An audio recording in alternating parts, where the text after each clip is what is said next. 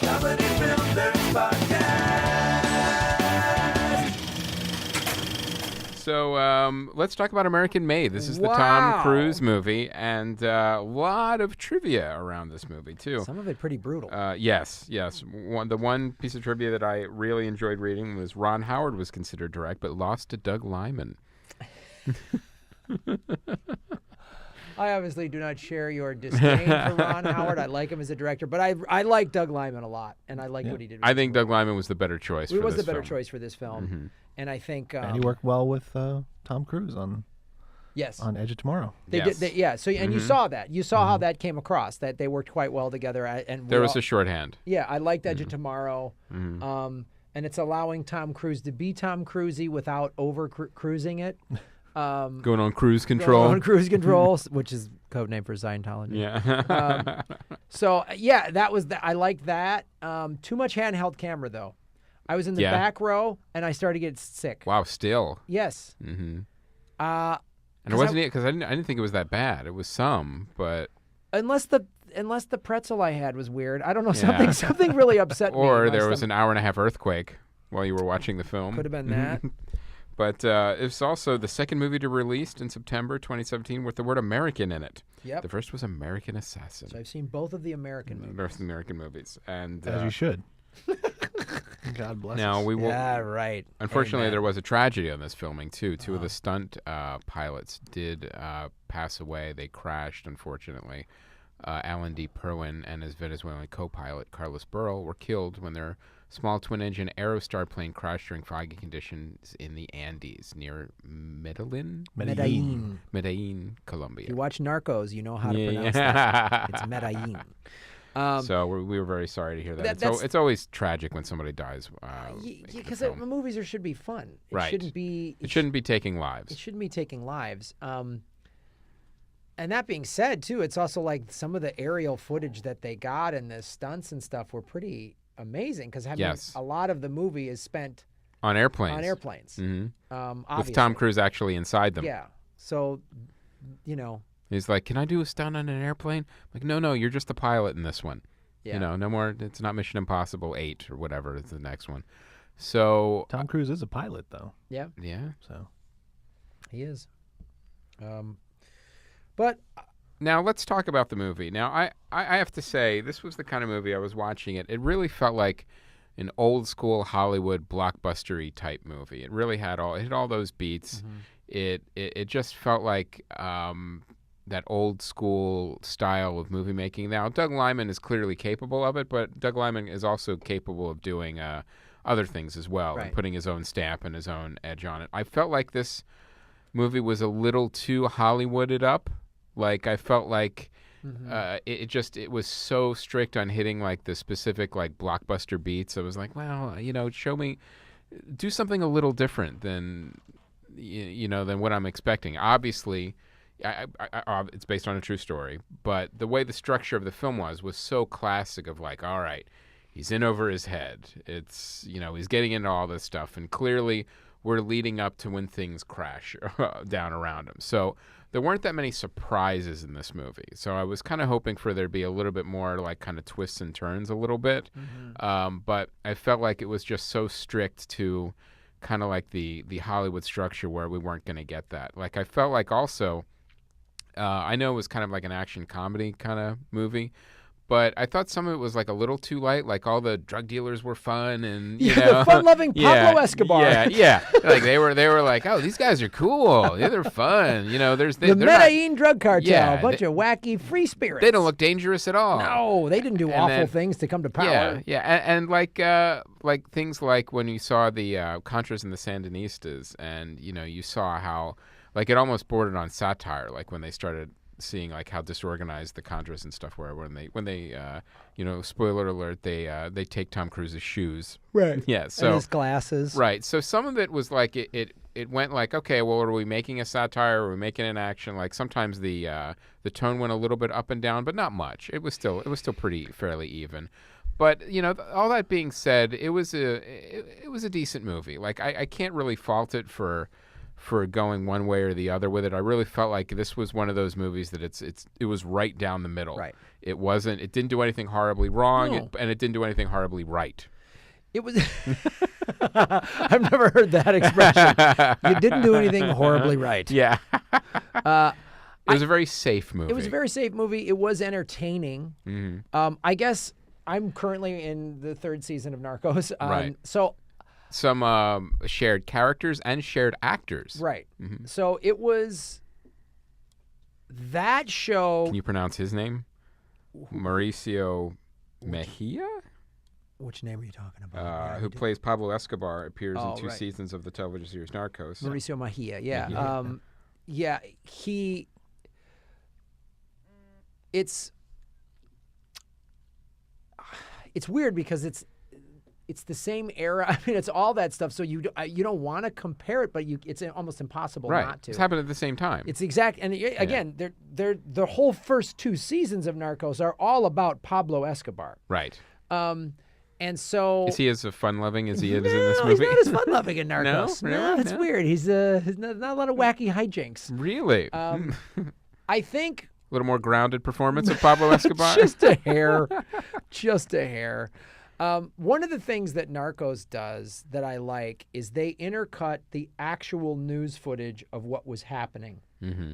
And they'll show you the actual drug cartel guy on the news or getting arrested or whatever. So they don't have a problem going, here's what the real guy looks like. Right. And these are actors. Sometimes they shy away from that stuff. So, to just, put them right next to each other and compare them, I think is a little unfair to each one of them. Right. So that being, but it's hard to, but that one aspect that you did bring up, I was like, they're making these drug cartel guys way too just like the fun-loving guys. Right. And I want to work for them too. Yeah, they seem what could go wrong? And when Barry Seal is like telling them, no, this is how it's going to be. I was a little like, is that? I find it these guys that had soccer players killed. I really find it hard to believe that they would take this from American a dude. gringo pilot. A gringo pilot. I really find that hard to believe. That being said, maybe the conversation went a little differently in real life. Yeah, I feel like it did. That being said, it was it was an entertaining movie. Right. It was an entertaining movie about that era and showing. I guess part of it is if you were to retell that era, I can see why it would be kind of silly or funny because you'd hear the stories and go, "Are you what? Right. You guys did what? Yeah, they did. They did that shit that was that crazy." When they showed like the CIA office and like, it was almost like pitch meetings. Like, I got an idea. We're gonna do this, and then, but you realize too that this actually happened. Yeah. The Iran-Contra thing, those trials happened. Right. Oliver North is a real guy. All that shit went down. Still working, of course. So it shows you... And it shows you also and this is where it gets into like the structure of like, well, what's going to happen. I mean, it's like it's a rise and fall of anything. Like, but what I did find interesting, and I actually would have liked to have seen more of this, of the mechanics of how the CIA operates with pilots, like as far as like, I guess you could call Tom Cruise a contractor, right? and the handlers, like that relationship, I found really interesting, and I would have liked to maybe seen a little more of that, especially like when they get burned, like because there was a show on USA, Burn Notice, that it was kind of dedicated to that, like when you're dealing with the CIA or any of these covert things, like, you're off the books or whatever, anything can happen. It's not like you have job security or, any type of security, really. So it was interesting. And like I said, I would like to have seen more of that, like the kind of inner workings of how does that work? How does the handler work with the contractor?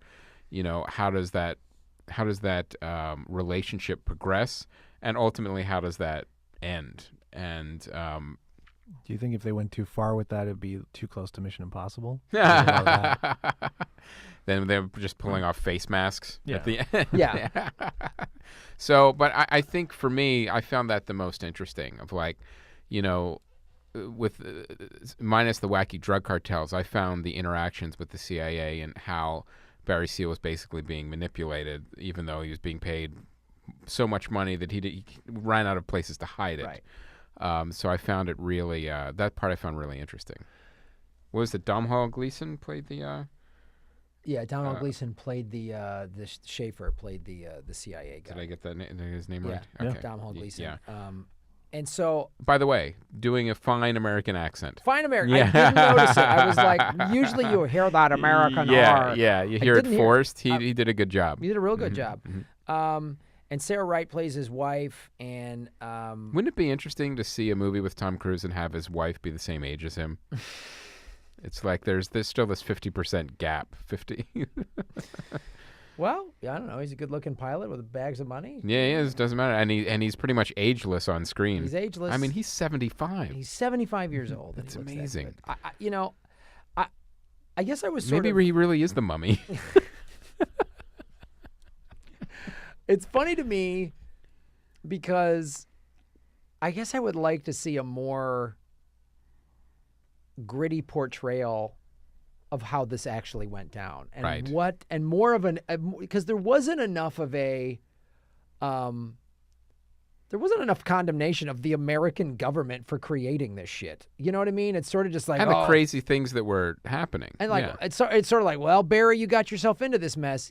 Yeah, but who hired him again? Right. You know, you approached him, and you knew there was cocaine down there. And also, when the guns started ending up instead of to the Contras to Colombia, right? Like there was like, well, wouldn't that raise a red flag at some point, or whatever? And like this wasn't even part of the deal. So there was a couple things where I would like to have seen maybe expanded on a little bit. Yeah. So I guess you had to, if you're gonna.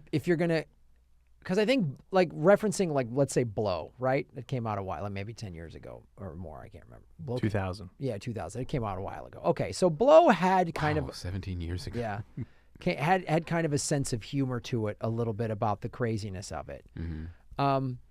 But also had just a hair more serious, like a little more like I guess part of the thing was the stakes. There's so many scenes in here where there's like, it's so like jokey almost that the stakes were, it sort of watered down the severity of the stakes. Like, they're going to kill your family. And he kind of sees that. And again, like you say, it didn't make me mad. It didn't take me out of the movie. I was still enjoying it. I wasn't looking at my watch throughout the film. Right. But stepping aside from it, I go, I don't know. It's a pretty intense thing that this actual guy is dealing with. You'd think he'd be feeling a little more fear, a little bit. But you also, I think that was intentional, where it shows Tom Cruise's character Barry Seal of almost like the ignorance of like he doesn't even realize how much danger he's actually in. That's not that's a good point, because that's not a bad choice for the filmmaker, for Doug Liman and everyone else to make, of like, wow, this Barry Seal guy really was just like, all right, I'll take your job, brother. It really felt like, and I think this was a conscious choice, like, show him as thinking he's in control the entire time, and then show outside that he's not in control at all.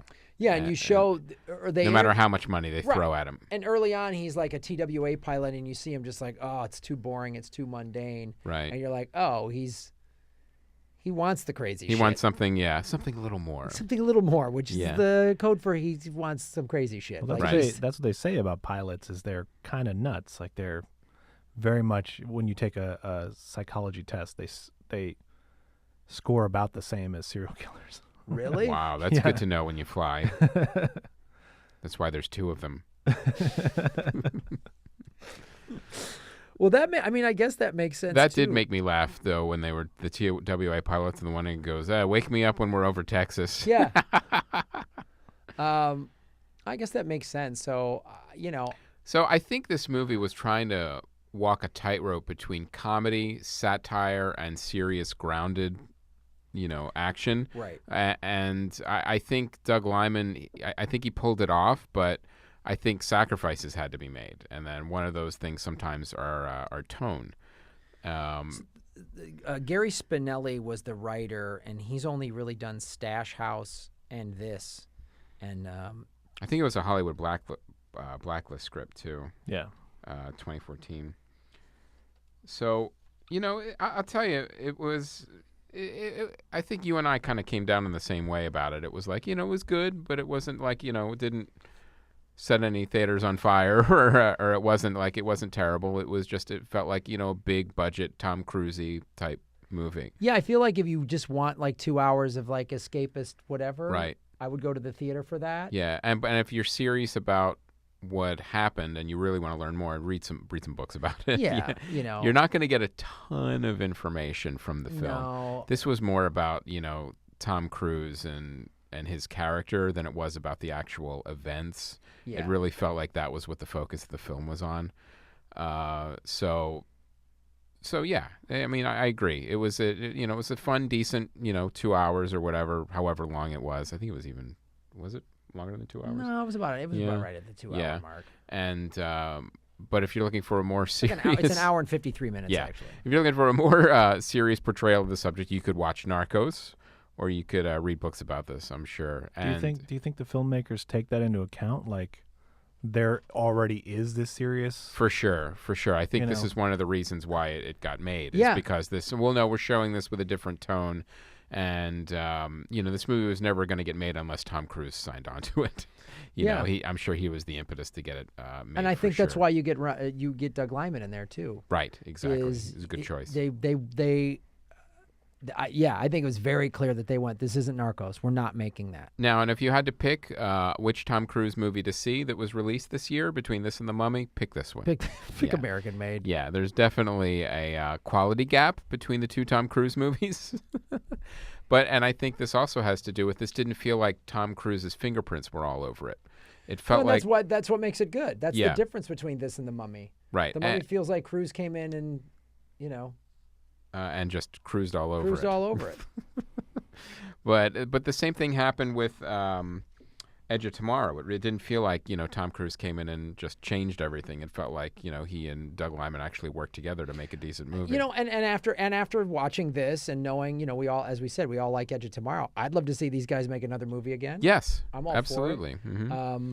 So it was interesting, and I'll say this: I'll give Tom Cruise credit. I didn't have a problem with his accent. His Southern accent. I wasn't like, there's Tom Cruise doing a Southern accent. I was like, I buy this. I'll give him credit. You know why? Because it wasn't over the top. No.